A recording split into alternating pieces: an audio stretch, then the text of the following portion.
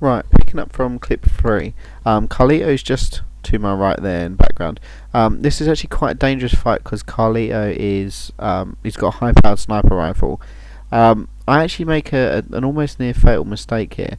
Um, what happens is my camera can only do 10 minutes of recording at a time, and the timer was running out. So I thought here would be a safe place to, stand, because as far as I knew, Carlito didn't actually come up as far as this. Um, During my wait while I was changing the batteries and also uploading the video, Carlito actually coming to attack me, so I hid in the door which was just behind me. During my time uploading the video and changing the batteries, Carlito was actually killed by zombies, which denied me of the food. So what I've done is, to save a little bit of time, I've travelled to Alfresca Plaza, where I'm going to have a fight with his sister, who's going to be zipping around on a motorcycle. She's pretty annoying to hit, so don't try and shoot her with the Mega Buster as she's moving. Um, if you can fight Carlito without getting hit, then do so. He does drop some good food items. If you can't, just let the zombies take care of him and then come to Alfresca. So in Alfresca, as you can see, Isabella is zooming around on a motorcycle. She stops every now and again to take pot shots at you, but usually will hit a zombie.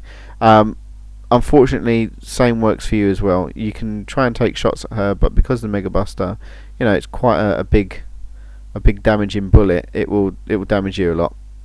Okay, don't get worried if you do get hit. She's only got a handgun. It's quite weak, and the best place to stand is in this fountain. The main reason is the zombies cannot get you at all. I've seen some people, run around and do other things, and to be quite honest, the way even my best friend does this is pretty impossible. So, as you can see, I've just killed Isabella. I'm just going to take care of the zombies, make sure none of them sneak up on me. Because that can be a bit of a pain in the arse, especially when you think you're safe and bam, a zombie comes out of nowhere. Basically, she does drop quite a good few amount of food items, so let's go get those now. She also drops a load of junk, as all the others do. So what you're going to do is you're just going to clean up the zombies away from Isabella, because they will, they'll basically feed on her dead body. So if there's zombies around, you want to avoid them at all costs. So we're just going to pick up the food that she drops. She doesn't drop a lot of food, but what she does drop is quite good. One of them being the Quick Step juice, which again I'm not going to drink yet. She does have a motorcycle, which is quite good. But what I'm going to do is, I've got some space here. I've got some low-level foods at the moment, like biscuits and snacks. And what I'm going to do is I'm going to try and top up my health using those. And there's some orange juice here, and there is also some yogurt and some snacks. What I'm going to do is I'm going to top up my health using the low-level snacks and pick up the high-level ones, because I really want to try and avoid this place as much as possible. So as you can see, the orange juice is there. I'm just going to equip some biscuits, eat the biscuits, avoid the zombies. So if they get a little bit too feisty, just give them one in the mouth to shut them up. And yeah, that's about it. There's orange juice here, so I'm just going to pick up, I can't remember whether I pick up one or two, but I'm just going to eat another pie. So the pie again is a low level. Like I said, I'll post links on the actual info section of certain websites where you can get info on what foods do what to you, basically. So I'm just going to pick up a couple of orange juices. They'll give me more health than I need with the books, and I'm just going to make my way back out towards the entry plaza. The main reason being is that it's a lot easier just to get around via this.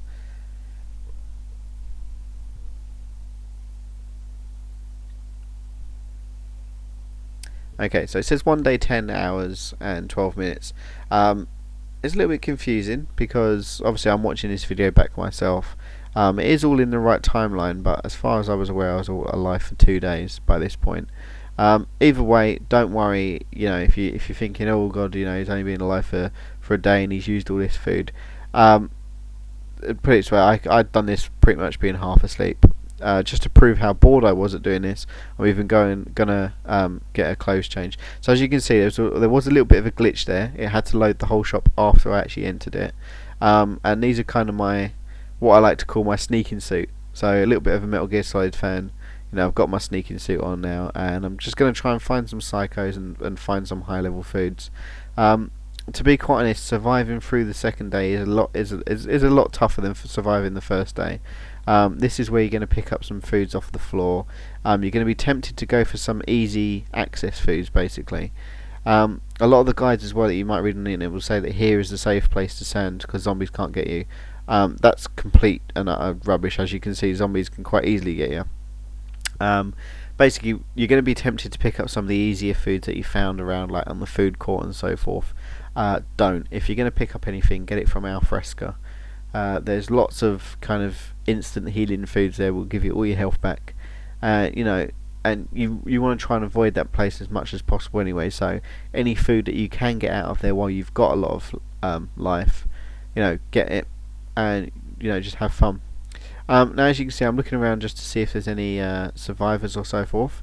And in a correction to my previous entries, this is actually where I get my indoorsman. So I'm just looking at the clock, which is up here, and if you're a little bit tedious like me, you can look at the clock and see exactly where you are. So I've gone from day 1 and we're now on to day 2. As you can see in the top right hand corner, I've used all my food. So I'm actually on day 2 now, as far as I can remember. Just going to go out, just going to try and find some food, because I've still got quite a lot of high level food. I've got the 2 drinks that I've got from both Isabella and the clown. So I'm just going to go out, see if there's another psycho on the entrance plaza, and it will also tell me how many days I've been alive for. Okay, so it hasn't. Right, either way, basically I have been alive for 2 days now. As you can see, it's early morning, early evening. I believe it is actually early morning now. So I'm getting my indoorsman achievement in this section, and what I'm going to do is I'm just going to run around. I'm going to try and find some psychos to basically kill. Again, I want to try and avoid picking up food off of the shop floor. And if there are high density volumes of zombies like this where I'm being munched now, if you want to avoid being caught, you can do the zombie walk. It does take a long time, but through high density zombies it is a lot safer. That's actually how I managed to get out of the underground passages, so you know, it's a lot safer.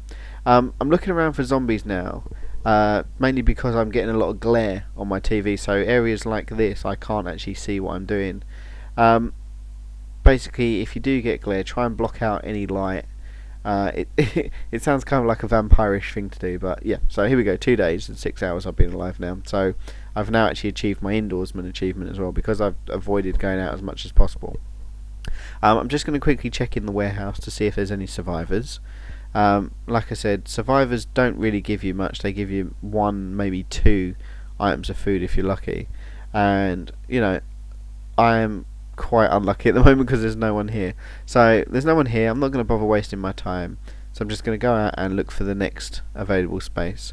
As far as I can remember, for the rest of this clip, it's basically me looking around for food. You can see where I go and what times I go there to try and, you know, basically avoid them if you like. But to be quite honest, my best word of advice to you at this point is to just, you know, have a look around, see if you can find anyone. You will eventually bump into someone, so don't panic if you start getting a little bit too low. If you're doing the same as me, using the guide and, you know, basically copying my every movements, you should have at least 2 juices, which will be a quick step and an untouchable. These will give you more than full health if you've got the book. So if you do get desperate, then, you know, go ahead and use them. There's nothing wrong with that. You can get more off of more psychos later on anyways. So yeah, so I'm just looking around now. Not really much going to happen. Not much is going to actually happen at all. So basically I'm going to shut up now, and if you wanted to continue to watch the video, then by all means. It might be a bit handy to obviously see where I get to, but that's about it. So enjoy the rest of this clip and we'll move on to clip 5.